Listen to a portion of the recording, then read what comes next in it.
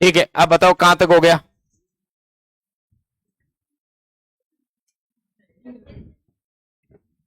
ठीक है, ये पूरा हो गया आगे वाला। ठीक है, नेक्स्ट लगाइए, नर जनन तंत्र आज का टॉपिक।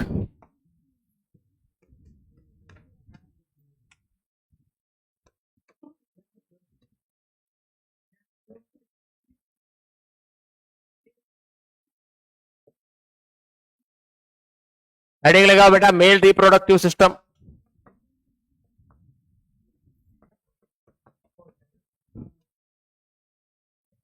बातें नहीं, मेल रिप्रोडक्टिव सिस्टम।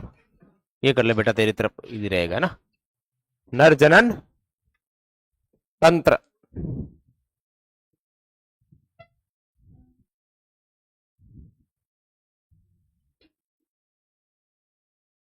हेडिंग लगाओ, मेल रिप्रोडक्टिव सिस्टम।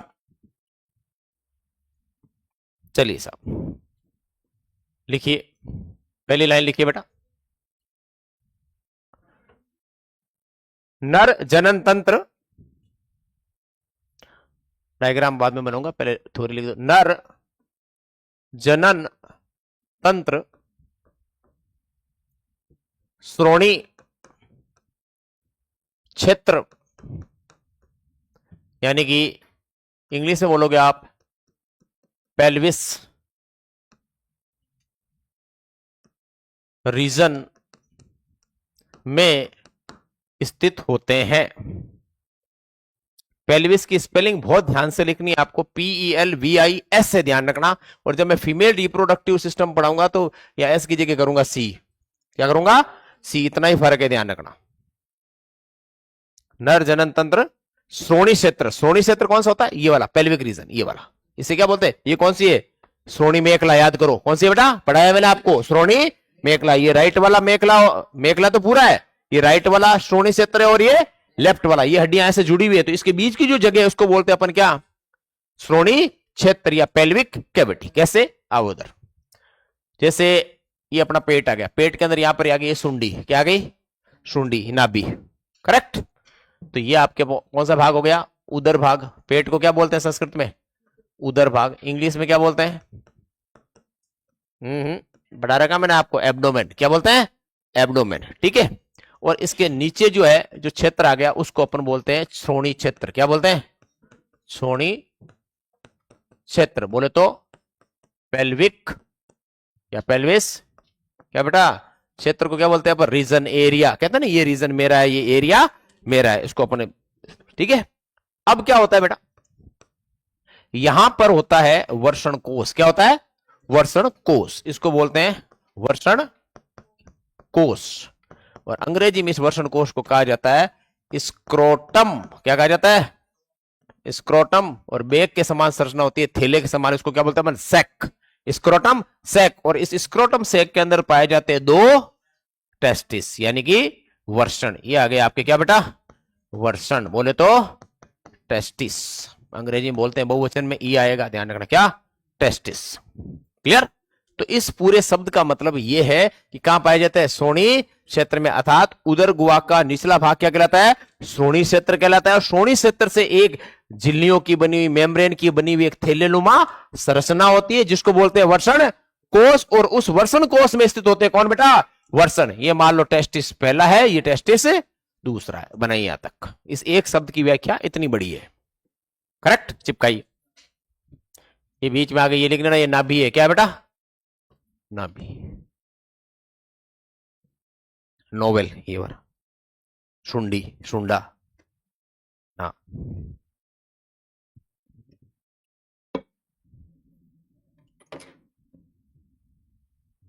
चिपकाओ।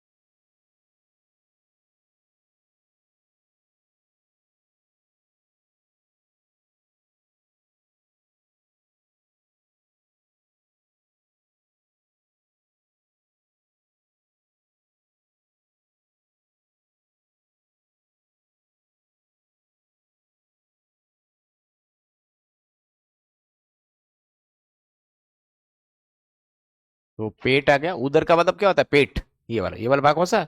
उदर। इस सुंडी से नीचे वाला जो एरिया आएगा ना बेटा, इसको अपन बोल देंगे, यहां से अगर चाहो तो एक डॉटेड लाइन भी आप खींच सकते हो पुत्र। कहां तक? यहां से ऐसे। ये नीचे वाला जो एरिया, इसको अपन क्या बोलते हैं? श्रोणि क्षेत्र। क्या बोलते हैं? श्रोणि क्षेत्र। हाँ, अंग्रेजी में नीचे जो लटका हुआ है उसका नाम हो गया वृषण कोश। क्या नाम हो गया? वृषण कोश। इंग्लिश में बोलते हैं वृषण को, बैक को पूरे को बोलते हैं स्क्रोटम सैक। और टेस्टिस यानी वृषण इसी में पाए जाते हैं। क्लियर? अब पहली बात, अब अपन बात करेंगे नर के अंदर। पहले लिखते हैं नर में प्राथमिक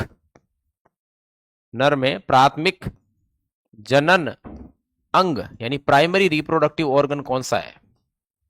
नर में प्राथमिक जनन अंग मतलब जिसमें शुक्राणुओं का निर्माण होता है, वो कौन सा है? तो आप उत्तर दोगे क्या है बेटा?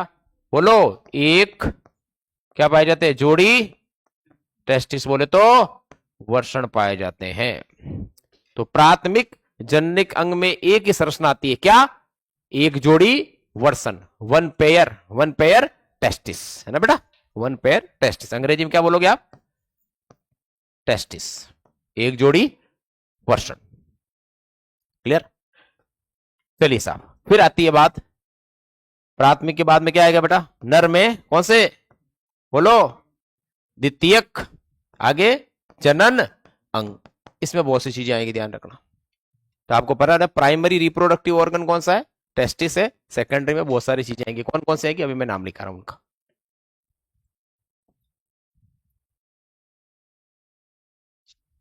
और इस टेस्टिस के अंदर ही किसका निर्माण होता है बेटा? बोलो। शुक्राणुओं को, जिसको इंग्लिश में लिख देता हूं मैं, क्या बोलते हैं? स्पर्म्स का निर्माण। किसका बेटा?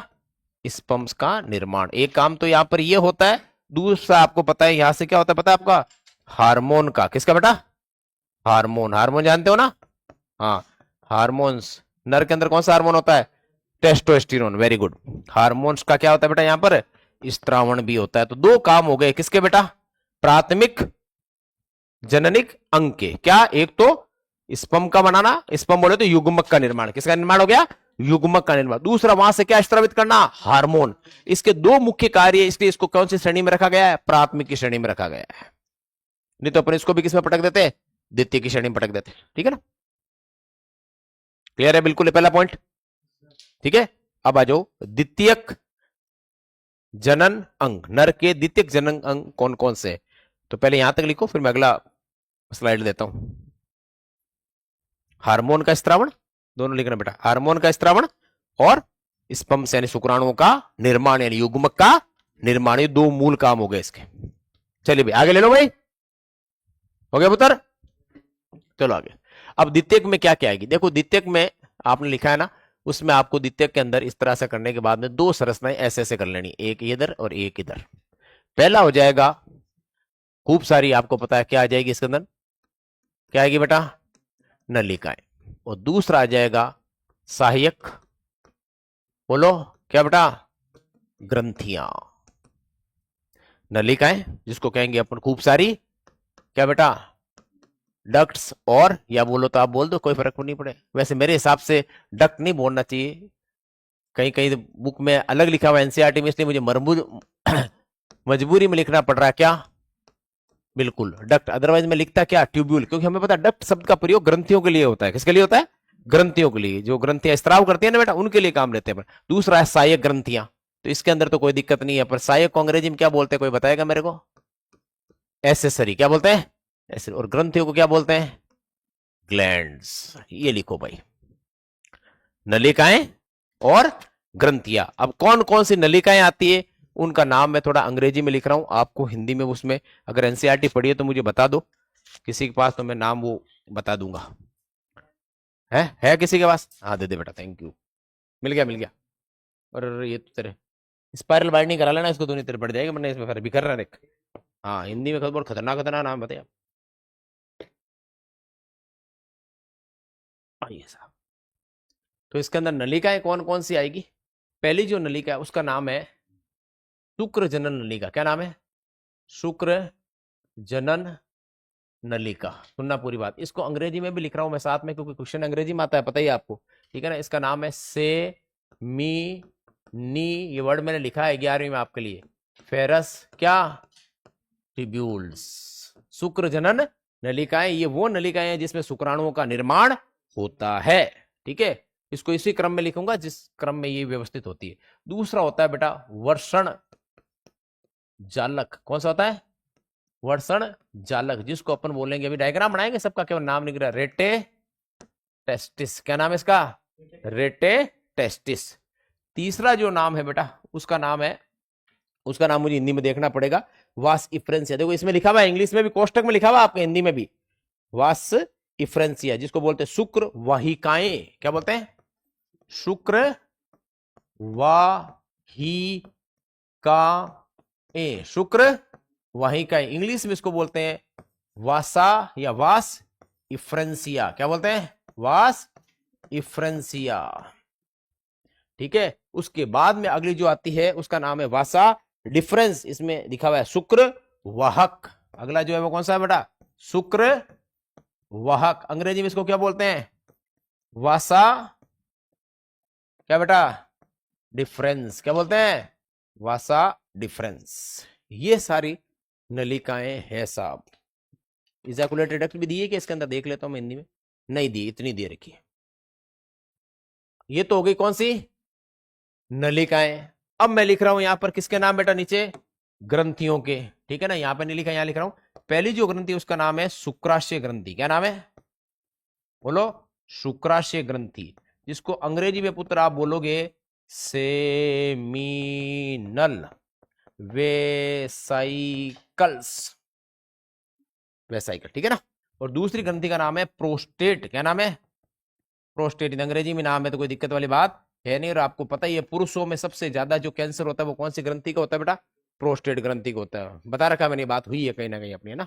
ठीक है, तीसरी ग्रंथि जो है वो मैं यहां लिख रहा हूं, वह जगह नहीं है, इसका नाम हिंदी में बड़ा खतरनाक है, दे रखा है कि हिंदी, देख लेता हूं। हाँ, ये क्या कंदमूल क्या है, हाँ ये वही कंद मूत्र पत्त ग्रंथि। मैंने कहा ना कंदमूल ऐसे कोई नाम है, कंद मूल है। कौन सा मूत्र आ गया यहाँ पे, कंद है ना पहले तो, कंद मूल है, कंद मूत्र है।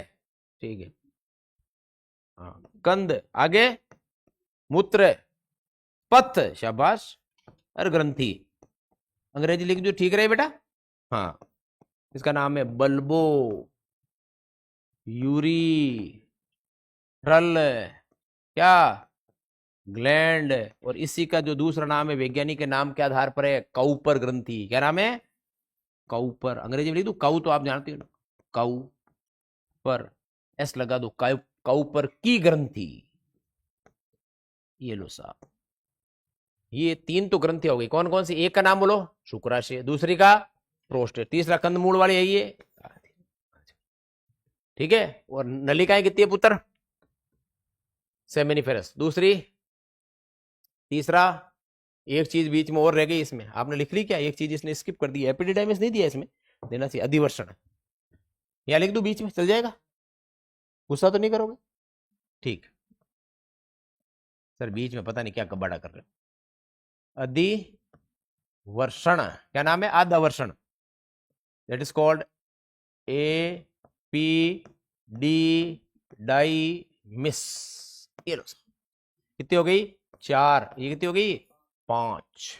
अब ध्यान रखना, ये मैंने उसी क्रम में लिखा है कि सबसे पहले शुक्राणु बनता कहां है, सुनो मेरी बात, शुक्र जनन लिखा हूं, वहां से फिर शुक्राणु किसमें आएगा, वर्षण जाएगा, फिर शुक्राणु कहां आएगा, फिर शुक्राणु कहां आएगा, फिर शुक्रवार। ये शुक्राणु का पूरा मैंने वही चीज लिखी जो इसका रूट होता है, ताकि आपको एक ही सीक्वेंस में सारी चीजें याद रहे। ये सवाल आता है कि शुक्राणु के पथ का मार्ग बताइए, तो सबसे पहले शुक्र जनन नलिकाओं में बना, उसके बाद में बिल्कुल, फिर आगे से आगे आपको बताना पूरा रूट इसका। ठीक है पुत्र, और ये ग्रंथियां कितनी है, तीन। ठीक है, ये संख्या में होती है कितनी, एक जोड़ी, एक जोड़ी का मतलब कितना हो गया, दो। और ये होती है केवल एक, यानी कि एकल, एकल बोले तो सिंगल है ये, ध्यान रखना। और ये भी संख्या में कितनी होती है, दो, बोले तो एक जोड़ी।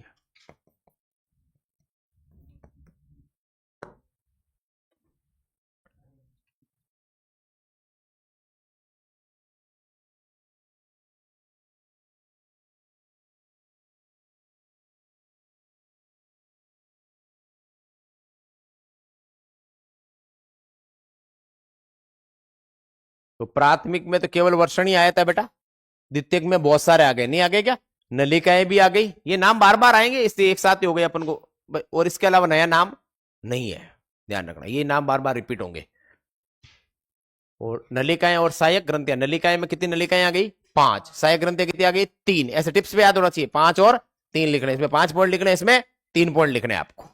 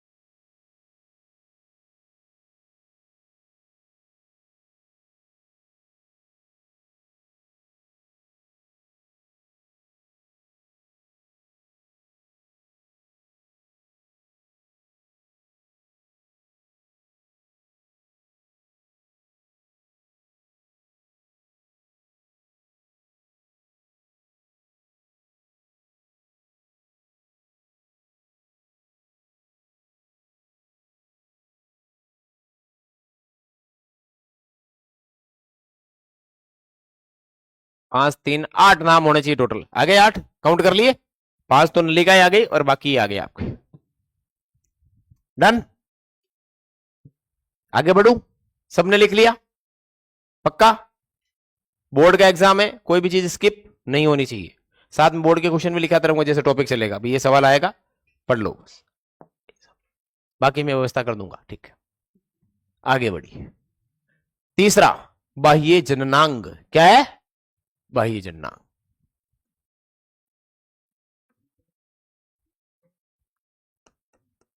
अंग्रेजी में बोलते हैं क्या बेटा? External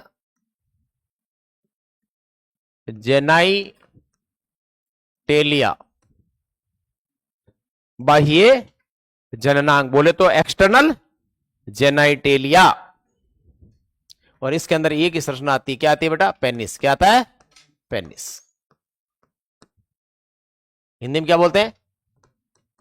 season. क्या बोलते हैं? सीसन। ये है आपके कौन से तो प्राथमिक है, कौन से द्वितीयक है, और कौन से बाह्य जननांग है। समझ गया पुत्र? ये सारी संरचनाएं। अब अपन को 1 बाय 1 एक एक को पढ़ना है। तो सबसे पहले हेडिंग लगाओ किसकी? वर्षण की बाह्य संरचना। सबसे पहले वर्षण को सलटाएंगे, पहले वर्षण की बाह्य संरचना पढ़ेंगे, फिर उसके आंतरिक संरचना। समझ रहे हो मेरी बात? फिर अपन वर्षण की आंतरिक संरचना में जाएंगे, कहां पर शुक्राणु बनते हैं, कहां जनन नलिकाएं होती है। तो स्टेप बाय स्टेप अपन को चलना है बेटा। तो सबसे पहले लगाओ वर्षण की बाह्य संरचना।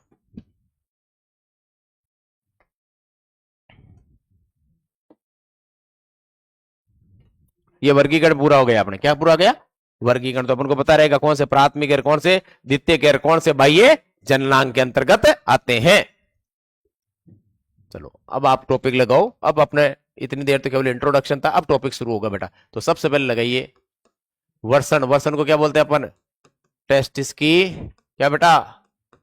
बाह्य, बोलो, संरचना। बिल्कुल, बाह्य स्ट्रक्चर बोले तो एक्सटर्नल स्ट्रक्चर। देखिए, शुरू करें? हेडिंग लगा दिया? हेडिंग लगाओ पहले।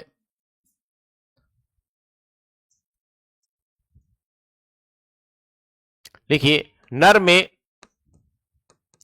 एक जोड़ी, नर में एक जोड़ी, लिख बेटा लिख, बोर्ड है लिखना पड़ेगा। 11th में तो अपन सोच लेते कुछ नहीं समझ में आ गया, 12th में तो सारी चीजें लिखनी पड़ेगी वहां बोर्ड में, तभी तो अगले को समझ में आएगी। आपको पता है, ऐसा थोड़ी है सर को सब पता है तो फिर सर को पता है तो एग्जाम देने की जरूरत नहीं, सर को पता है। ठीक है सर, आपको तो पता ही है, नंबर दे दो आप, जो आपको नहीं आता उसके काट दो, है ना? हाँ ठीक है, ये लिख देना पड़े। चलिए साहब, सवाल आ गया, नर का जननांग का नामांकित चित्र बनाओ। सर आपको तो बताइए, अब आपको जो नहीं पता है उसके नंबर काट दो, बाकी नंबर दे दो 5 में से।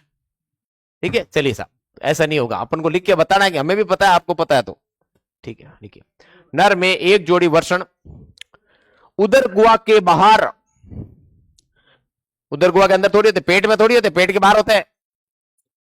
नर में एक जोड़ी वर्षण उदर गुहा के बाहर वर्षण कोश में, किसमें बेटा? वर्षण कोश में। अंग्रेजी में वर्षण कोश को क्या बोलते हैं? अभी लिखा था मैंने, स्क्रोटम, हाँ, सैक में स्थित होते हैं।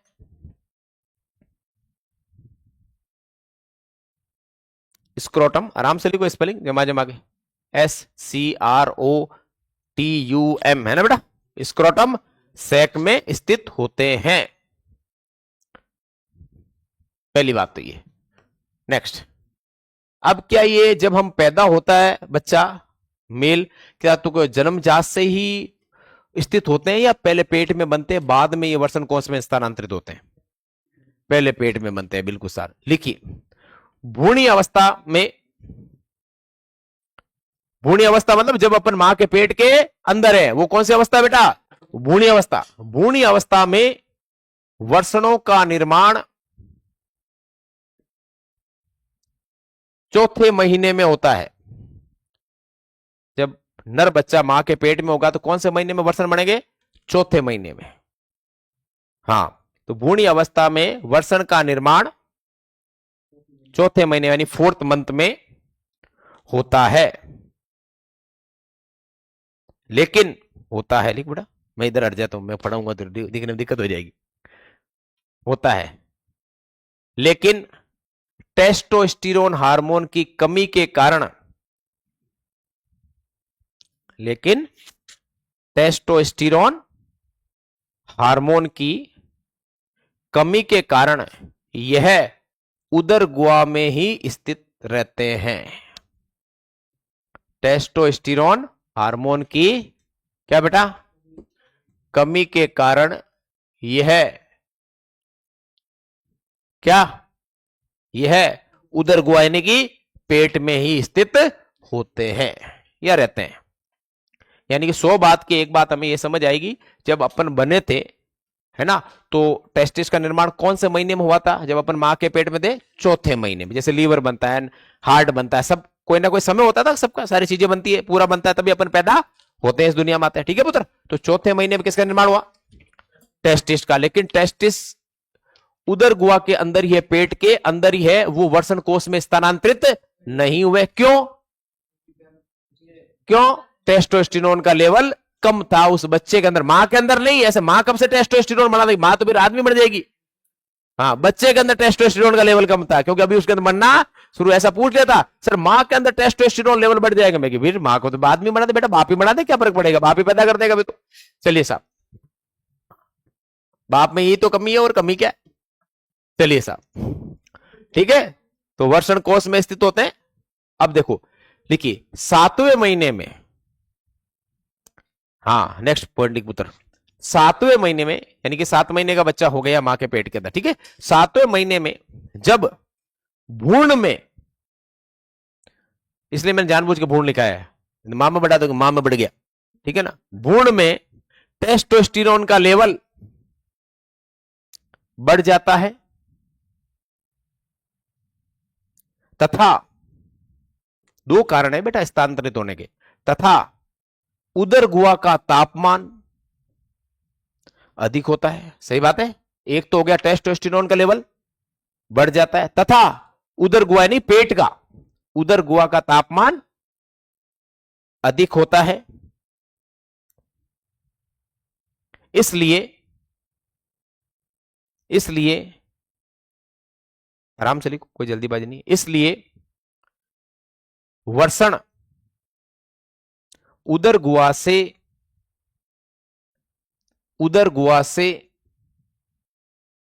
इसलिए वर्षण उदर गुहा से वर्षण कोश में, जिसको आपने अंग्रेजी में कहा था स्क्रोटम सैक में स्थानांतरित हो जाते हैं। पहले लाइन लिखो फिर समझाता हूं, क्योंकि 2 लाइनें लिखनी है, इसमें आपके सवाल क्या आएगा मैं आपको बता दूंगा। ऑब्जेक्टिव में तो आना ही है। वर्षण कोश में पुत्र लिख स्थानांतरित हो जाते हैं, ट्रांसफर हो जाते हैं, ठीक है। दूसरी लाइन क्या थी? 7वां महीना हुआ, 7वें महीने में भ्रूण लगभग, आपको मैं बता दूं, 3रे महीने में लगभग बच्चा पूरा बन के तैयार हो जाता है। 6 महीने में तो पूरा बच्चा बन जाता है, केवल उसके अंगों का विकास होना बाकी होता है। अगर मान लो कोई आपने सुना 7 वर्ष पैदा हुई हो तो सुना है ना आपके? वो क्या मर जाता है या आज अपनी तरह नॉर्मल है? अपनी तरह नॉर्मल है। हाँ, थोड़ा सा उसको अपन को केयर, इंटेंसिव केयर में आईसीयू में रखना पड़ता है, क्योंकि वो इतना सारा टेम्परेचर बॉडी को टॉलरेट नहीं कर पाता, क्योंकि अंग तो बन गए, काम कर रहे हैं, सब कुछ सही है, लेकिन स्किन डेवलप होने में थोड़ा टाइम लगता है, कि ऊपर से पराबैंगनी किरणें आती है, वो उसके ऊपर सीधा अटैक करती है। समझ रहे मेरी बात? तो इसलिए थोड़ा सा अपने उसको, आपने देखा होगा एक फोटोथेरेपी करके मशीन होती है आईसीयू की, जिसमें रखते हैं, ऊपर से लाइट गिरती रहती है, नोट किया आपने? वो उन्हीं बच्चों को रखा जाता है, या फिर जिनको पीड़िया बहुत ज्यादा हो उनको रखा जाता है ना बेटा? ये बहुत से कारण होते हैं उस मशीन में। उस मशीन का नाम होता है फोटोथेरेपी। क्या नाम होता है? आईसीयू के अंदर होती है, छोटी सी रखी हुई, ऊपर लाइटें लगती रहती है रंग बिरंगी, देखा होगा ना? वो फोटोथेरेपी है। ठीक है, होता है अक्सर पीलिया पैदा होती है बच्चे को, ज्यादातर 80% बच्चों को पीलिया होता है। इसके पीछे का कारण कुछ और है, वो मैं आपको आगे बताऊंगा। ठीक है, तो 7वें महीने में बच्चे में यानी भ्रूण के अंदर किसका लेवल बढ़ा? टेस्टोस्टेरोन। टेस्टोस्टेरोन का लेवल बढ़ गया, चलो वो शुक्राणु बनाने के लिए बहुत जरूरी होता है टेस्टोस्टेरोन। एक काम तो हो गया। दूसरा काम, अब टेस्टिस कहां है? पेट के अंदर, और पेट के अंदर उपापचयन क्रियाएं हैं, बच्चा है, तो वहां की टेम्परेचर क्या होगा? ज्यादा होगा। इसलिए ज्यादा टेम्परेचर शुक्राणु का क्या कर देता है? नाश कर देता है, शुक्राणु बनने ही नहीं देता है। ऐसे तो अगर पेट में रह गए तो शुक्राणु कभी उसके अंदर बढ़ेंगे ही नहीं, यानी वो तो खत्म है आदमी। तो प्रकृति ने क्या किया? इनको स्थानांतरित कर दिया। कहां? उदर गुहा से थोड़ा नीचे, जिसको बोलते हैं वर्षण कोष में स्थानांतरित कर दिया। तो 2 वजह हो गई, एक तो टेस्टोस्टेरोन का लेवल बढ़ गया, दूसरा उदर गुहा का तापमान ज्यादा होता है, जिसकी वजह से शुक्राणु में वो बाधक है, इसलिए उनको स्थानांतरित कर दिया। किसमें? वर्षण कोष में। यही नीट का या यही 12th का सवाल आएगा आपके बोर्ड के अंदर। लिखिए, अब मैं लिखाता हूं उसको ढंग से। लिखिए, उदर गुहा का तापमान,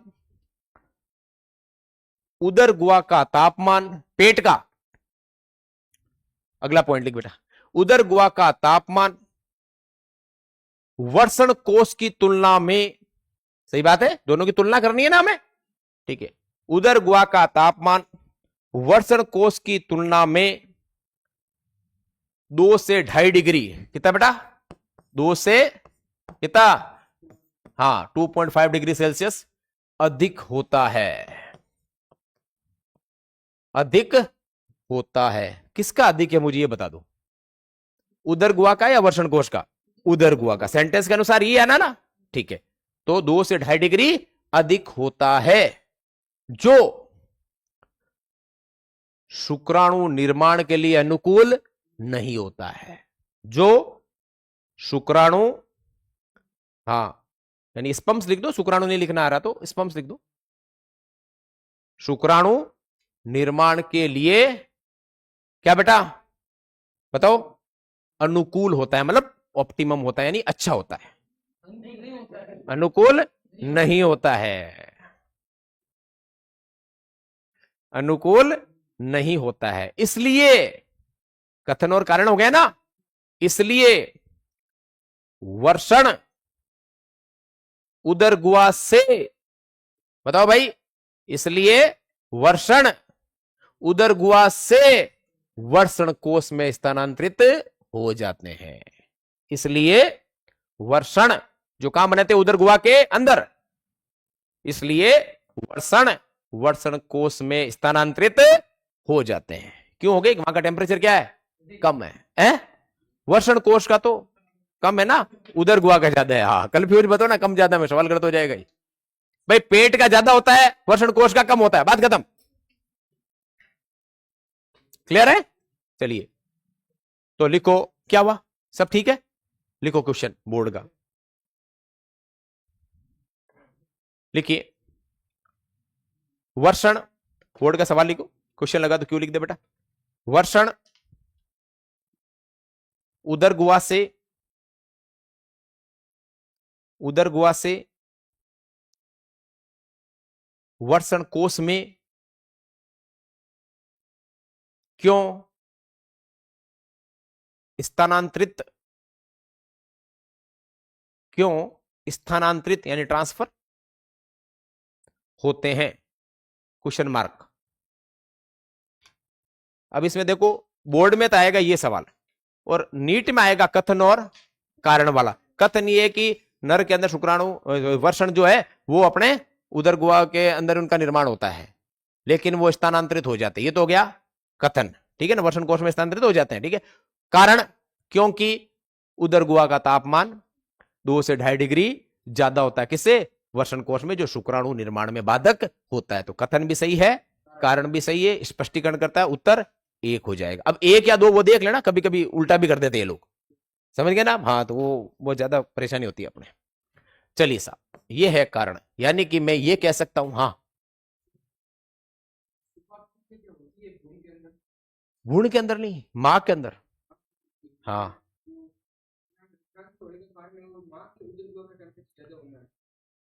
मां का भी है और भ्रूण का भी है, क्योंकि भ्रूण का भी निर्माण हो रहा है अंदर, तो उसके अंदर भी कोशिका विभाजन वो तेजी से हो रहा है। कारण क्या, वो सारी चीजें ले किससे रहा है, मां के अंदर। लेकिन आप जैसे हार्मोन है, थायरोक्सिन हुआ, कोर्टिसोल हुआ, जो अन्य हार्मोन है, वो लेवल बच्चे में नहीं बढ़ेंगे, किस में बढ़ेंगे, मां में। तो मां का बॉडी टेम्परेचर ज्यादा होगा कंपेयर टू भ्रूण। इसलिए मेन मां के टेम्परेचर से बचाने के लिए, यानी कि अपने खुद के प्लस मां के टेम्परेचर से बचाने के लिए वो किस में चला जाता है, वर्ण कोष में। अब होता क्या, दो चीजें, कुछ बच्चों में ये जो टेस्टिस है वो 4-6 महीने बाद स्थानांतरित होते हैं, पैदा होने के बाद भी। 1 साल तक हम वेट करते हैं, अगर 1 साल तक वो स्थानांतरित नहीं हुए तो हम ऑपरेशन करके उनको खींच के कहां लाएंगे, वर्ण कोष में लाएंगे। अगर ऐसा नहीं करेंगे तो पता है आपको, उन टेस्टिस में कैंसर होने का खतरा बढ़ जाता है, क्योंकि ज्यादा टेम्परेचर रहेगा तो कोशिका विभाजन क्या होगा, तीव्र होगा, तीव्र होगा तो किस में कन्वर्ट हो जाएगा, वो कैंसर में।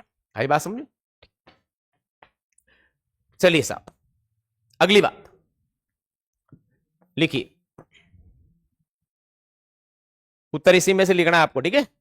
देखिए, यदि, लिख बेटा, टेंशन मत लेती, ठीक है? यदि 1 वर्ष तक, यदि 1 वर्ष तक वेट करेंगे अपन, अगला पॉइंट लिखना बेटा। हाँ हाँ है, खो गया था, कोई बात नहीं, वापस आ जा। यदि 1 वर्ष तक वर्षण, यदि 1 वर्ष तक वर्षण कोष में स्थानांतरित नहीं होते हैं तो,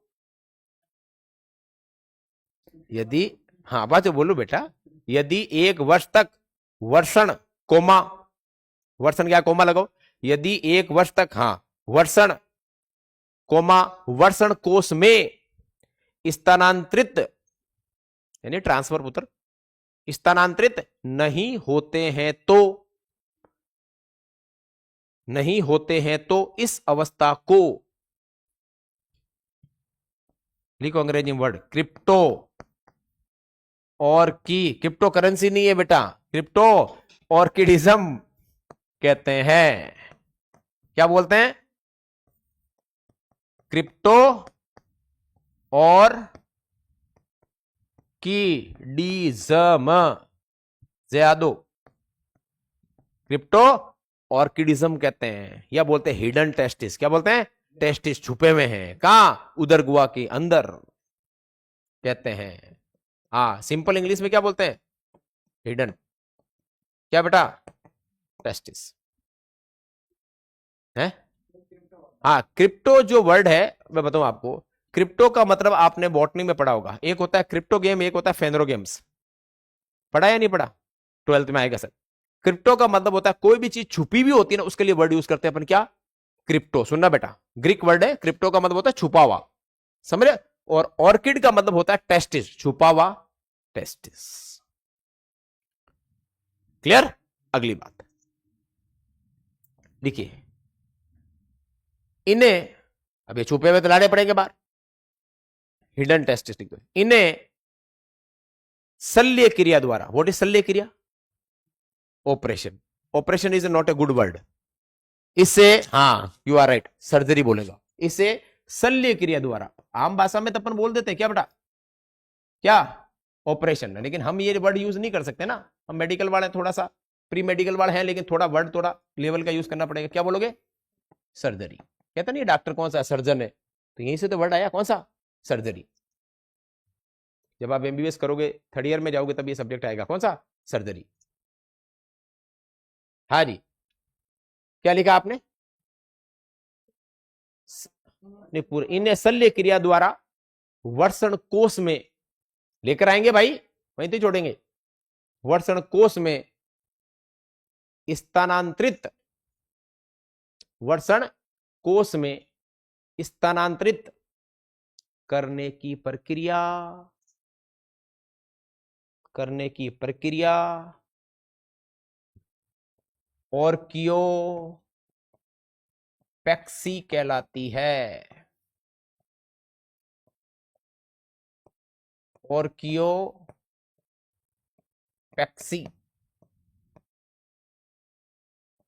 कहलाती है, यानी सर्जरी का नाम है, क्या नाम बेटा? Orchiopexy. What is orchiopexy? Testis को जो अंदर थे उनको खींचकर वापस कहां लाना बेटा?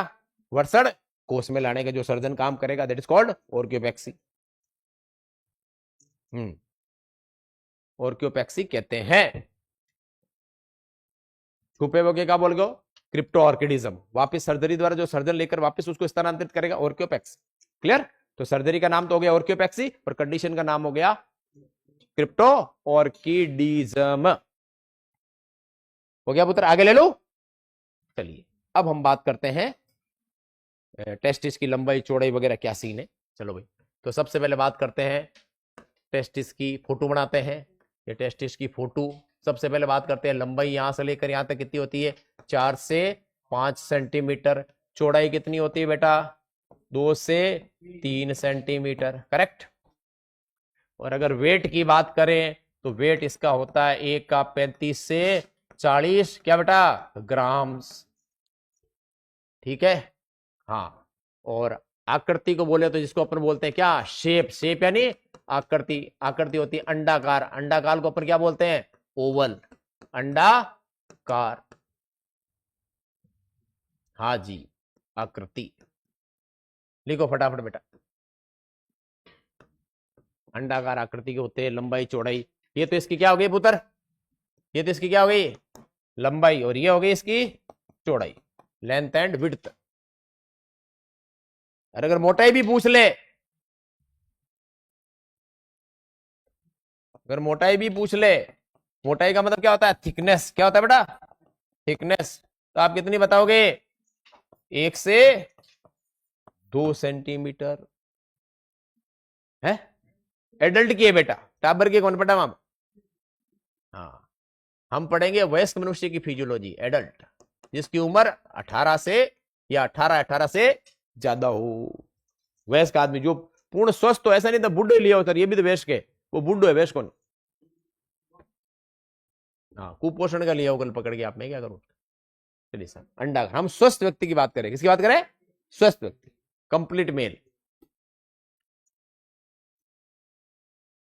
तो लंबाई कितनी बेटा? चौड़ाई कितनी? मोटाई कितनी? तीनों आपको क्लियर है? आकृति क्लियर है और वेट क्लियर है। और लोकेशन मैंने आपको बता दी, कहां पाए जाते हैं? वृषण कोष में। इसमें लिख देना क्या है ये? टेस्टिस बोले तो वृषण।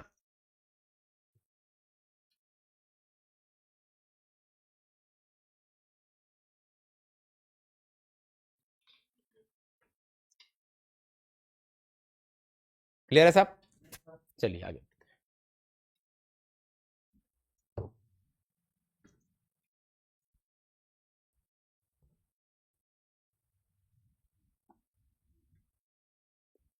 हो गया पुत्र? नेक्स्ट, अब बनाते हैं अपन इसकी दूसरी फोटो। देखो इधर देखो आप, ये तो आगे उदर गुहा। कौन आगे? कौन आगे बेटा?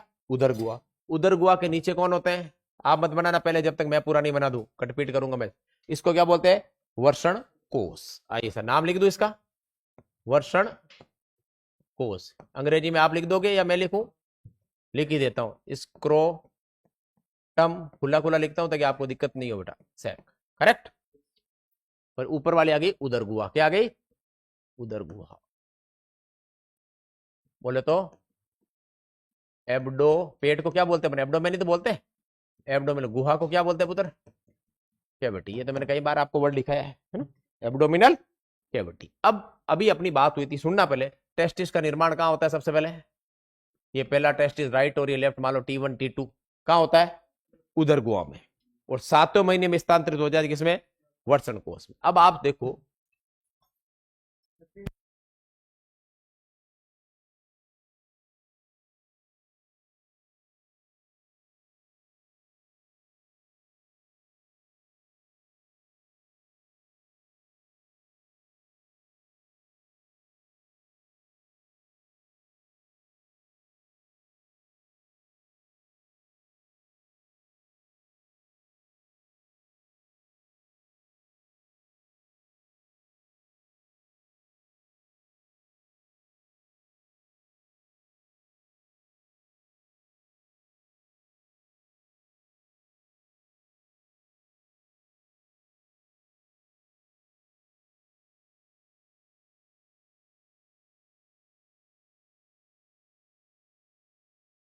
कोई ना कोई बीच में रास्ता तो होगा ना बेटा, तो मैं वो रास्ता बनाता हूं, पाइप लगाता हूं यहां पर। क्या लगाता हूं? एक पाइप। ये मैंने पाइप लगा दी साहब आपके कहने पर, ये लो पाइप,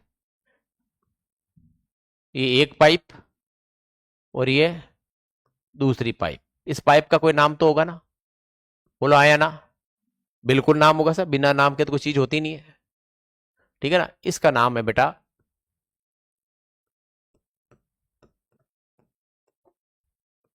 क्या नाम है? इंगवाइनल। थोड़ा नाक में जोर दीजिए। हाँ, इंगुआइनल। क्या नाम है? इंगुआइनल। और नली को बोलते हैं बेटा क्या? केनाल। इंगुआइनल क्या? नलिका। इसका नाम याद रखना, ये नीट का क्वेश्चन है। क्या नाम है? इंगुआइनल। क्या नाम है? इंगुआइनल। ठीक है, इंगुआइनल कैनाल। इसके माध्यम से ये कहां आ जाते हैं? यहां से शिफ्ट होकर नीचे आ जाते हैं। ये लो साहब, ये आ गया नीचे। ये लो साहब, एक इधर और एक इधर, ये T1 और ये T2, करेक्ट। और यहां से अब मैं बता रहा हूं, अब ध्यान रखना हो, एक क्लियर हो गया भाई कैसे आई है ना। अब सुनना, ये जो वर्षण कोष है, इसके अंदर यहां पर एक मसल्स पाई जाती है। क्या पाई जाती है? मसल, पेशियां पाई जाती है। इस तरह से मैं बना रहा हूं पेशियां, ये लो। इस मसल का नाम है बेटा डाल्टोस मसल। क्या नाम है? डाल्टोस मसल। क्या नाम है? डाल्टोस, DARTOS। और पेशी को क्या बोलते हैं अपन? मसल। डाल्टोस क्या? ये पेशी है। जब इनमें संकुचन होता है तो टेस्टिस कहां जाते हैं? ऊपर की ओर। जैसे मान लो सर्दियां हैं, सर्दियों में बाहर का तापमान क्या होता है? कम होता है। तो टेस्टिस के लिए तो प्रॉपर तापमान चाहिए शुक्राणु बनाने के लिए। तो ये मसल में संकुचन को टेस्टिस किधर मुंह कर जाएंगे? ऊपर की ओर, ताकि टेम्परेचर उनको बराबर मिले। और जब गर्मियां होगी तो बॉडी का टेम्परेचर क्या रहता है? ज्यादा, तो ये स्थानांतरित होकर कहां आ जाते हैं? नीचे। ये जो कॉन्ट्रेक्शन, संकुचन और शिथिलन जो हो रहा है, कौन सी मसल की वजह से हो रहा है? बिल्कुल, एक मसल तो ये, दूसरी मसल एक और है बेटा। एक मसल और होती है जो कहां पर है, नोट करना हो, किसके अंदर है जरा बताओ। हाँ बोलो थोड़ा तो, इंगवाइनल, नाक से बोलना है। हाँ, इंगवाइनल कैनाल के अंदर है, और यहां से बाहर निकल के ये किसके साथ जुड़ गई है बताओ मेरे को? किसके साथ? डार्टोस के साथ जुड़ गई है। जुड़ गई नहीं जुड़ गई? इस मसल का नाम क्या है? इस मसल का दूसरा नाम है बेटा, थोड़ा सा इसको ऐसे कर देता हूं, नीचे तक ले आता हूं, ये लो, इसका नाम है क्री मेस्टर मसल। क्या नाम है? क्री मेस्टर। अंग्रेजी में लिख रहा हूं, क्री मेस्टर, नॉट मास्टर मसल। यही सर, यही कहा गया बेचारे, क्री मेस्टर मसल। ये दोनों जो पेशियां ना बेटा, ये वाली, ये दोनों पेशियां जिम्मेदार है किसके लिए? इन वर्षण में संकुचन और शिथिलन के लिए। यानी कि बॉडी के टेम्परेचर को कंट्रोल करने में इसकी की भी भूमिका होती है। क्लियर? अब देख लो भाई, ये टेस्टिस है, यहां पर बना लीजिए। टेस्टिस यहां से जुड़ा हुआ तो हो गई, ऐसे थोड़ी ऊपर कोई पेंडुलम की तरह लटक रहा है। ये जुड़ा हुआ है ऐसे, ये जुड़ा हुआ है। ये जो संरचना है जिसको जोड़ के रखती है, इसका नाम है, साइंटिस्ट के नाम पर है बेटा, गु ब र ना कु ल म। वैज्ञानिक का नाम है, नाम ही ऐसा, मैं क्या करूं? हाँ, गुबरना कुलम। क्या है ये एक छोटी सी संरचना है जो टेस्टिस को किससे जोड़ती है? डार्टोस मसल से जोड़ के रखती है। ठीक है, चिपकाइए साहब।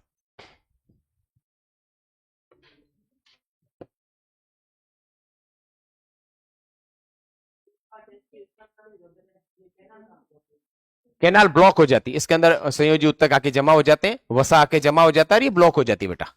ठीक है, स्थानांतरित होने के बाद में ब्लॉक हो जाएगी। है? क्या हुआ? क्या क्या? पहले ब्लॉक हो जाए तो ऑपरेशन करना पड़ेगा ना, तो स्थानांतरित नहीं हो पाएंगे। अभी बात हुई थी ना अपनी। हाँ कोई बात नहीं, धीरे धीरे आ जाएगा। हम्म। एंजल 1, ये कौन है? ऐसी हंसी तो किसी की नहीं आ रही थी भाई, यादर्शी।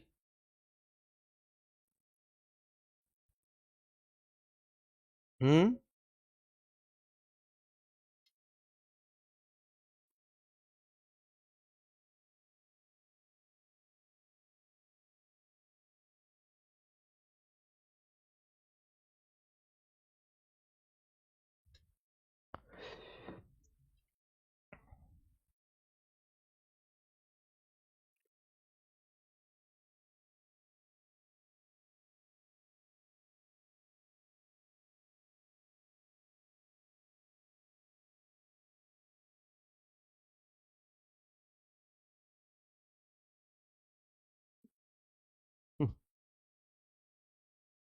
चिपका दो।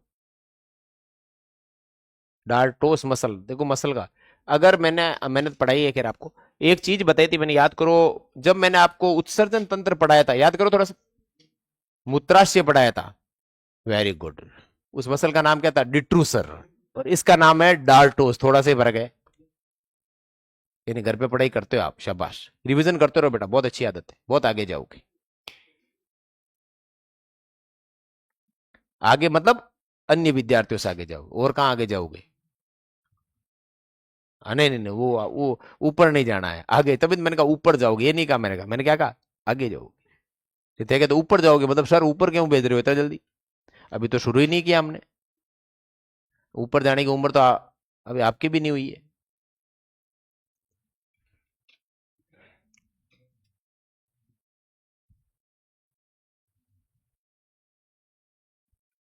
कल जो एक टेस्ट हो रहा है पता है ना आपको, वो आप लोगों के लिए नहीं है, वैसे है ही नहीं, इंग्लिश मीडियम जो पहले बैच हुआ ना शुरू, उसका पहला चैप्टर लगभग पूरा होने को है, पता है ना आपको, ये जो मानव जनरल वाला टॉपिक है, ह्यूमन रिप्रोडक्शन, ये इंग्लिश मीडियम सुबह वाले बैच में तो एक दिन का बचा हुआ है, एक या 2 दिन मान लो, धीरे धीरे पढ़ाऊँ, धीरे से पढ़ा रहा हूँ आराम से, मेरे 5 टॉपिक है, मैं आराम से पढ़ाऊंगा, और शाम का जो इवनिंग का बैच है उसके आधा हुआ है।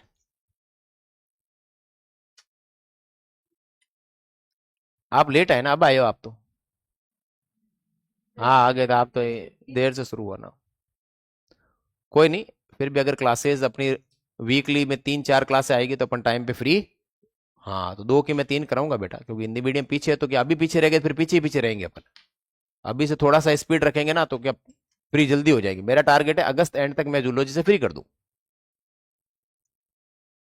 और जैसे टॉपिक फ्री होगा हम दंगल टेस्ट कराएंगे, ठीक है ना, दंगल, मैंने ऐसे इंग्लिश मीडियम में दंगल कराएंगे, ठीक है सर दंगल मूवी देखा, मैं आमिर खान वाली मूवी नहीं है भाई, टेस्ट है, दंगल का नाम टेस्ट है, जिसमें एक वो चक्कर चलेगा, पता है ना आपको, तो उस समय मैं आपसे मोबाइल भी मंगाऊंगा, हाँ जिनके पास मोबाइल नहीं हो तो कोई बात नहीं, आप 2 जने किसी के पास, एक के पास बैठ के आंसर टिक कर लेना,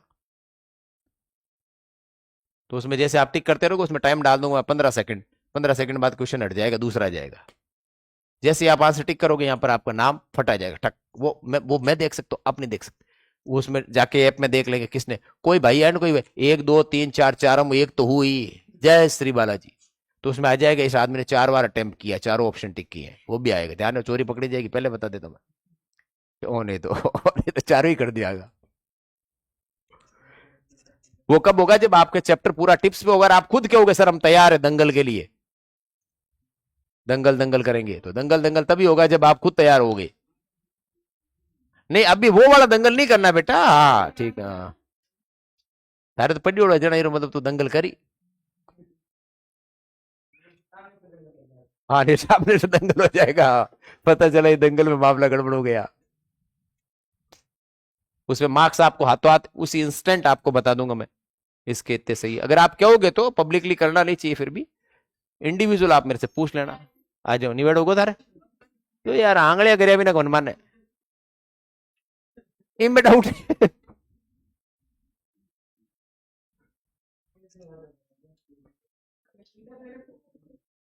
गर्मी तो जोर की पड़े तार बटी, हाड़ तोड़ पड़ रही है गर्मी, ताराटीन गर्मी बहुत जबरदस्त पड़ रही है,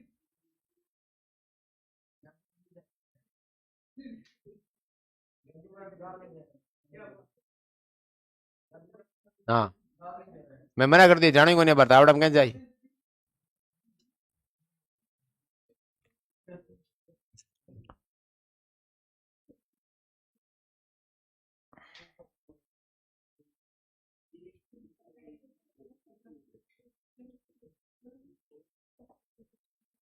हाँ बच्चों हो गया, लिखिए, लिख बेटा लिख,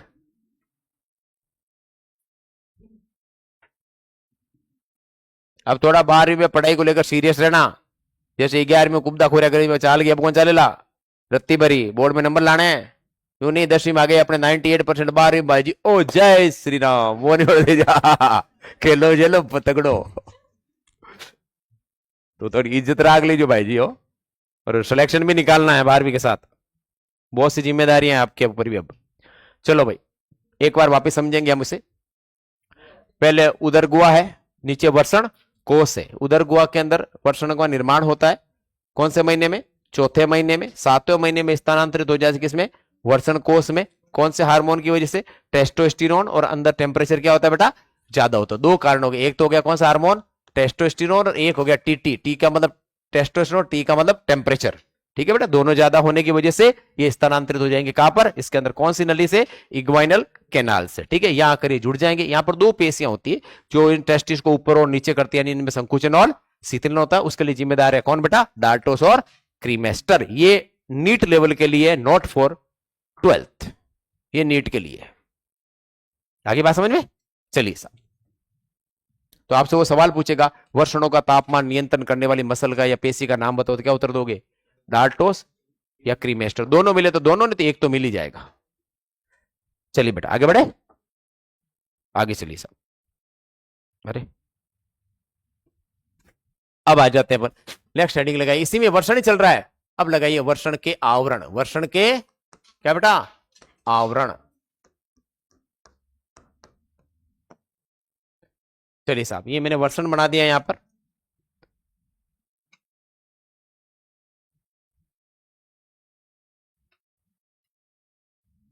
मोबाइल पूरा बंद है, आपको पता है ना? बिल्कुल, ये कहां है? स्टोरी लिखूं क्या उसकी? ठीक है, एक आध लाइन लिखा देता हूं बढ़िया से, पर इन्होंने हेडिंग लगा दिया। कहां लिखोगे? ऊपर लिख लो, टॉप पे। टॉप पे लिख दो। टॉप ही खाली नहीं है? अच्छा, टॉप है ही नहीं तो लास्ट में लिखा दूंगा नोट बाद में, ठीक है? अभी लिखा बोलो भाई, हेडिंग काट देंगे भाई, एक मन माने वह लिखो। तू ऊपर लिख ले पुत्र। हाँ, बाकी जिनके टॉप है वो टॉप लगा लो। हाँ, जिनके टॉप नहीं है वो काट के वापस लाइन घुसाड़ दो कहीं ना कहीं। लिखिए, लिखिए उदर गुहा तथा मैं दो लाइनें लिखाऊंगा काम की, जो सवाल आते हैं बस। उदर गुहा तथा वर्षण कोष के बीच में इंगुआइनल कैनाल पाई जाती है। सही बात है, इंगुआइनल कैनाल या नली एक ही बात है बेटा। लिखा हुआ है ना नाम, देखो चित्र में नाम लिखा हुआ है। उदर गुहा तथा वर्षण कोष के बीच में इग्वाइनल नलिका पाई जाती है, एक लाइन। दूसरी बात, वर्षण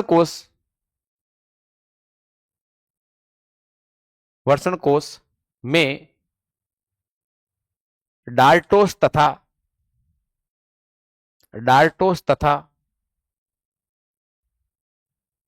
क्रीमेस्टर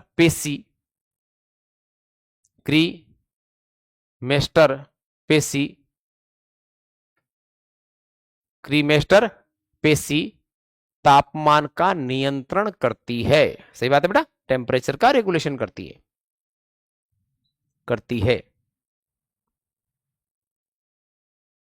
है। एक लाइन और, सर्दियों में, बस लास्ट लाइन, सर्दियों में इन पेशियों में संकुचन होता है। सही बात है बेटा, सर्दियों में इन पेशियों में संकुचन होता है, जबकि ग्रीष्म यानी कि गर्मियों में इनमें क्या होता है पुत्र? शिथिलन। रिलैक्स बोलते हैं ना, शिथिलन। संकुचन का अपोजिट क्या होता है? शिथिलन। तथा गर्मियों में शिथिलन यानी कि रिलैक्स होता है। क्लियर? यानी इनका काम हो गया टेम्परेचर का रेगुलेट करना। क्लियर बेटा? डन। चलिए अब लगाइए वर्षण का आवरण। ये मैंने वर्षण बनाया बेटा आपके सामने, और इस वर्षण को घेर कर रखने वाली 3 परतें होती है, लेयर यानी परतें होती है। इससे पहले आपको यह पता होना चाहिए कि वर्षण का आगे वाला हिस्सा कौन सा है, पीछे वाला हिस्सा कौन सा, बैक कौन सा है, ऊपर कौन सा और नीचे कौन सा है। तो माना कि हमने ये एक वर्षण बनाया बेटा, इस वर्षण का जो आगे वाला हिस्सा है, इधर वाला, इसको आगे वाले को अपन बोलते हैं अधर। क्या बोलते हैं? अधर बोल दो, और चाहो तो आप ये भी बोल दो, क्या? अग्र। क्लियर? और अधर को इंग्लिश में क्या बोलते हैं मैंने बता रखा है हमारे वाले बच्चों को, क्या? वेंट्रल। क्या बोलते हैं? वेंट्रल। और ये हो गया पीछे का मतलब जो हमारी स्किन से जुड़ा हुआ, जो शरीर से जुड़ा हुआ है, उस हिस्से को अपन बोलते हैं बेटा क्या? क्या बोलते हैं, पृष्ठ बोल दो, और चाहो तो क्या बोल दो, पश्च बोल दो। इंग्लिश में आपको पता है क्या बोलते हैं, डोर्सल। और ये हो गया ऊपर और ये हो गया नीचे। तो आगे वाला हिस्सा कौन सा है, जो फ्रंट में, दैट इज कॉल्ड अदर, और जो शरीर से जुड़ा हुआ है, हमारी स्किन से जुड़ा हुआ है, पेट से जुड़ा हुआ, दैट इज कॉल्ड पृष्ठ। क्लियर। अब देखो भाई, जो आगे वाला हिस्सा है अदर वाला, अब मैं पढ़ते बना रहा हूं। सबसे पहली परत जो है केवल वर्षण को कहां से कवर कर रही है, देखो आप, कहां से कवर कर रही है, आगे से, फ्रंट से, है ना। इस परत का नाम है ट्यूनिका वेजिनेलिस। क्या नाम है, ट्यूनिका वेजिनेलिस। इंग्लिश में भी लिख रहा हूं, ट्यूनिका वेजिनेलिस। ये सबसे कौन सी परत है बेटा, बोलो, बाह्य परत है। क्लियर। चलिए दूसरी परत जो इसके अंदर, ये जो मैंने ये पिंक कलर में बनाई है, इसका नाम है ट्यूनिका एल्बू, वेरी गुड, जीनिया। ट्यूनिका एल्बूजीनिया, पूरा नाम बेटा अंग्रेजी में ट्यूनिका एल्बूजीनिया। ट्यूनिका एल्बूजीनिया नाम है। ये कौन सी परत है, मध्य परत। और इसी में से आएगा क्वेश्चन। क्लियर। अब बात करते हैं अपन परत संख्या, सबसे आंतरिक परत। ये सबसे आंतरिक जो डैश डैश बना रहा हूं मैं, दिख रही है आपको डैश डैश वाली, ये इसका नाम है बेटा ट्यूनिका वास्कुलोसा। क्या नाम है, हाँ, टे लिख दूं तो समझ जाओगे आप क्या है, ट्यूनिका, आगे वा से क्यू लो सा, अंग्रेजी में लिख रहा हूं T4, ट्यूनिका वा से क्यू लो सा। तो तीन परतें आ गई है, सबसे वर्षण की सबसे बाह्य परत, वेरी गुड, मध्य परत, सबसे आंतरिक परत, बस बनाइए यहां तक, ये होगी बाह्य। अब मैं अटैक करूंगा किसमें, आंतरिक पे। तो वर्षण कितनी परतों से घिरा हुआ है, सवाल देखो, जो बाहर ये यहां पे मैं लिखाऊंगा एक दो लाइनें आपको, ट्यूनिका वेजिनेलिस है वो केवल कौन से भाग से, अदर, पृष्ठ से कवर नहीं कर रही है, यही सवाल है। चिपकाओ बेटा, यहां तक बढ़ो, फिर इसकी दो लाइनें लिखते हैं, फिर आगे बढ़ेंगे। ये बाह्य संरचना आपके समाप्त हो जाती है। अगली जो संरचना आएगी वो कौन सी आएगी, आंतरिक। आंतरिक में अपन इसके अंदर घुसेंगे, अंदर क्या क्या दिखाई देता है।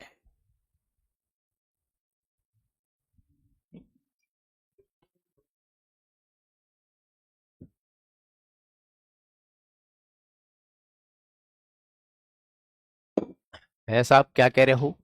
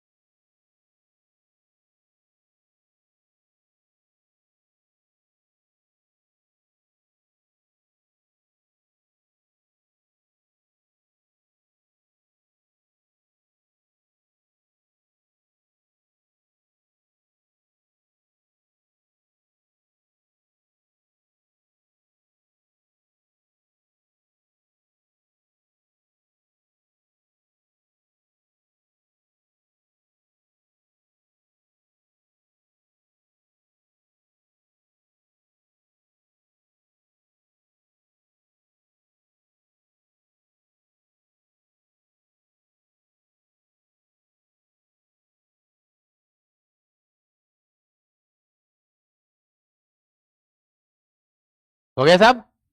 लिख, हो गया बेटा? जल्दी करो।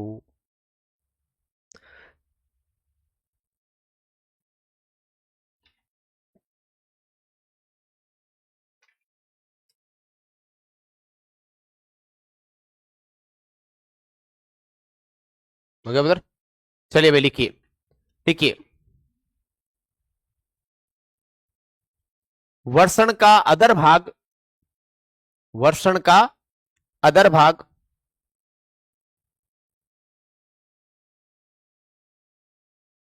अदर भाग ट्यूनिका वेजिनेलिस के द्वारा आवृत किया जाता है। आवरण का मतलब बाह्य कवरेज। वापस बोलता हूं, वर्षण का अदर भाग, ये आ गया ना बेटा, ये देख, अदर कौन सा? वेंट्रल, आगे वाला हिस्सा, ये वाला, इतना सी तो हिस्सा है। देखो अब मैं इसको कटपीट कर दूं, कोई दिक्कत नहीं। अदर मतलब आगे वाला, और पीछे वाला कौन सा हो गया? तो ये तो हो गया अदर, और ये हो गया पृष्ठ, ठीक है ना? तो वर्षण का अदर भाग ट्यूनिका वेजिनेलिस, परत का नाम लिखा ना, वेजिनेलिस के द्वारा आवृत किया जाता है। लेकिन पश्च भाग में, पश्च बोलो चाहे पृष्ठ बोलो, बात एक ही है।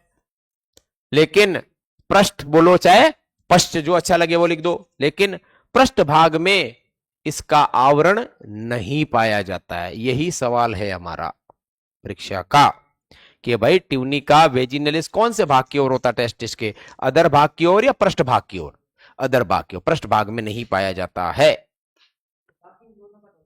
हाँ बाकी दोनों है, बाकी दोनों कवर है, इधर नहीं है। केवल एक ही परत है जो केवल फ्रंट से कवर करी। बैक में तो क्या, बॉडी का खुद की स्किन आगे तो वो सपोर्ट कर देती है। इधर कोई सपोर्ट, फ्रंट में कोई सपोर्ट होता नहीं, इसलिए नेचर ने इसको एक दोहरा आवरण दे दिया। किसका? ट्यूनिका वेजिनेलिस का, ना पुत्र? लिखिए, लिखिए। सेंस बच्ची, अगला पॉइंट, शेष बच्ची ट्यूनिका एल्बुजिनिया। आ रहा हूं मुद्दे पे, आ रहा हूं, जो आपने बोला वही कर। शेष बच्ची कौन? ट्यूनिका एल्बुजिनिया तथा ट्यूनिका क्या पुत्र? वास्कुलोसा। ट्यूनिका वास्कुलोसा संपूर्ण वर्षण को घेर कर रखती है। क्लियर भाई? सेंस ट्यूनिका एल्बुजिनिया तथा ट्यूनिका वास्कुलोसा संपूर्ण वर्षण को घेर कर रखती है। क्लियर भाई? चलिए साहब आगे बढ़िए। ये आपके हो गई कौन सी संरचना बेटा? बाह्य। अब आइए कौन सी? आंतरिक संरचना। तो बोर्ड में सवाल आएगा, आंतरिक संरचना का नामांकित चित्र बनाते हुए समझाइए, या फिर उसमें से एक चीज पूछ लेगा भाई, कोई भी, जो कोशिका वशिका भी मैं नाम बोलूंगा नहीं तो आप कंफ्यूज हो गए फालतू में। ठीक है, तो अब आप हेडिंग लगाओ, वर्षण की, बोलो बेटा क्या? आंतरिक संरचना। वर्षण की आंतरिक, आंतरिक को क्या बोलते हैं अंग्रेजी में? इंटरनल। संरचना को क्या बोलते हैं? थोड़ा अंग्रेजी लिखना शुरू करूं क्या? स्ट्रक्चर। वर्षण की इंटरनल स्ट्रक्चर या आंतरिक संरचना। हिंदी बोल रहा हूं, लिख लेना आप, इंग्लिश में लिख दिया है। वर्षण की आंतरिक संरचना, internal structure of testis. Internal structure of क्या बेटा? Testis. Internal structure of testis.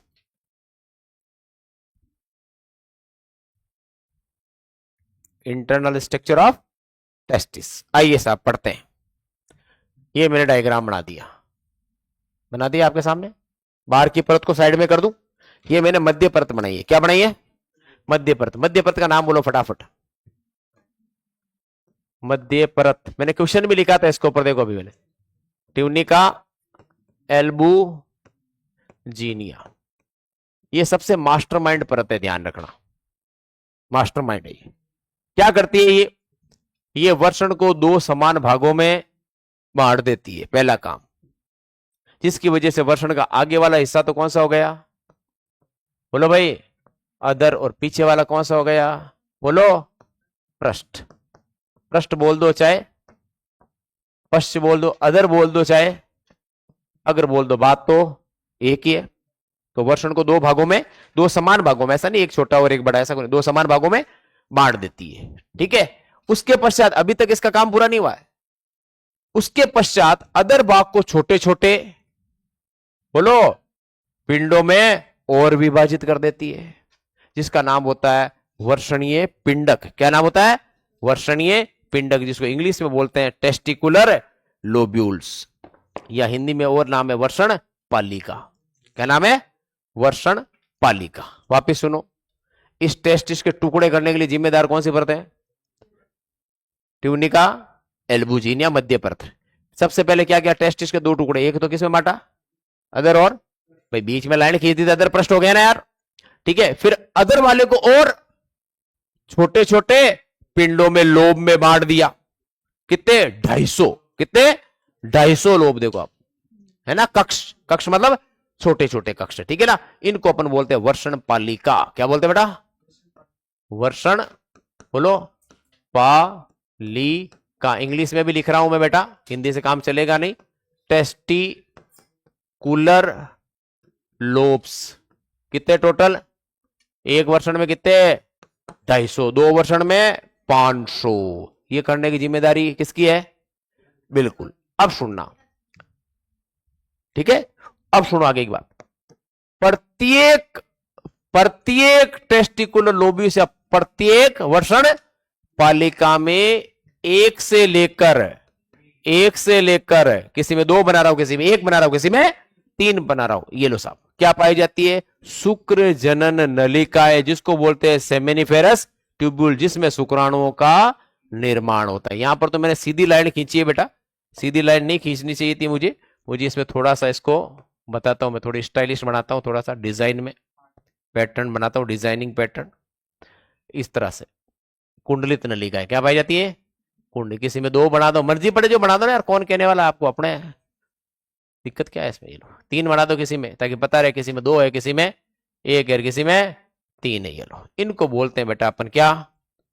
बोलो, शुक्र जनन नलिकाएं, अंग्रेजी में से मी नी फेरस, क्या जी? ट्यूब्यूल्स। सेमेनिफेरस ट्यूब्यूल्स कितनी पाई जाती है? एक पिंड में 1 से लेकर 3 तक। तो मुझे कोई बताएगा 250 में कितनी होगी मिनिमम और अधिकतम कितनी होगी? वेरी गुड भाई, एक सब में होती है तो कितनी होगी? 250। और एक में सब में 3 हो तो कितनी हो जाएगी? 750। 750 हो गई। 250 से 750 एक वर्षण में पाई जाती है क्या? शुक्र जनन नलिकाएं, जिसको अंग्रेजी में बोलते हैं सेमेनिफेरस ट्यूब्यूल्स। बैठी भेजिए बात, यहां तक लिखो। आज फोटो बनाओ, फिर थ्योरी लिखाता हूं, फिर अपन चलेंगे, क्योंकि क्या लगी है? भूख लगी है। पेट आ गया ना यार। कहा जीरो फिगर किया था मैंने, इन नए बच्चों को नहीं पता है, बिल्कुल साफ कर लिया था मैंने। अब देख लो पेंट टाइट हो गए नहीं, बिल्कुल साफ एकदम, कुछ था ही नहीं। शादियों में खा के फोगट का है, फोगट। मैंने गुलाब जामुन खाए हैं। और दूसरा, हाँ, और दूसरा क्या है कि खाना खाने के बाद में आप क्या हो, पड़े रहो, पाडा पड़े रहो। 2 बात। तीसरा बात, एक्सरसाइज, जिम जाना सब बंद, डाइट वगैरह सब बंद, सब कुछ बंद कर दिया। बीच बीच में तो आपको लगा होगा सर को इस बार देखें शायद हड्डियां मिलेगी, है ना, ऐसा माहौल बन गया था। बीच में 2 महीने रोटी कहां खाई थी मैंने, पता ही आप लोगों को, रोटी छोड़ दी थी मैंने। वेट था मेरा 74 पॉइंट समथिंग, जो मैं लेकर आया था कितना, 66 पे।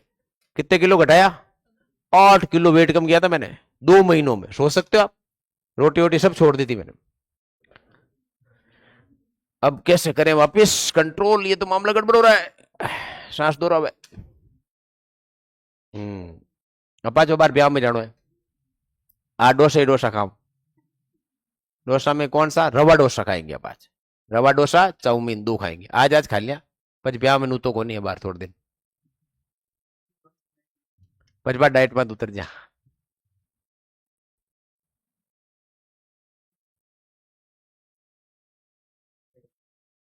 है साहब?